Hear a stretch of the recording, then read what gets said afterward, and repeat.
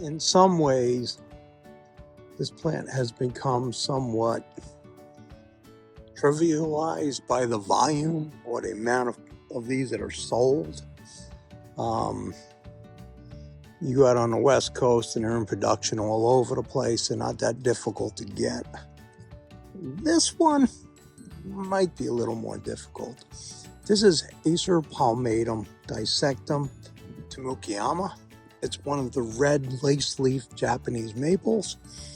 Comes out a really fairly dark red. It leaves out.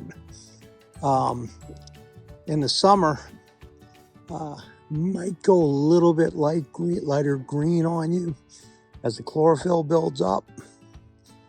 But then in the fall, you have relatively good fall color. By the way, the green leaf varieties like Viridis or Waterfall tend to have better fall color, really nice oranges and reds. But still, the fall color in this is very attractive. I'm doing this because, I like these plants. In my world, they've become sort of common. But I want to point out something. I could not film this in 2 weeks or 3 weeks and get this photo or this image because it'll be covered in leaves. This is a 4-season plant. Again, maybe you're not geekish, maybe you are. But when you look at the structure on this plant, it's pretty dynamite.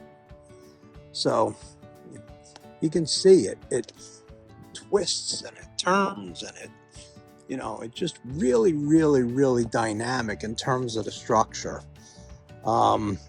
So even after this plant loses its leaves in the landscape, it's extremely interesting. Ultimate height, I've seen them as tall as 8 to 10 feet with probably a larger spread. One serious problem that is pretty random, and that's verticillium wilt, and there's really nothing you can do about that. It's a vascular disease. Other than that, they're pretty bulletproof. They're really hardy. Full sun's the ticket so that you maintain that good color. Put them in a little bit of shade. You could go more green. And this is Tamukeyama. Most of these type maples, whether it be Red Dragon or Crimson Queen or etc. and so on, all of them will have this kind of structure.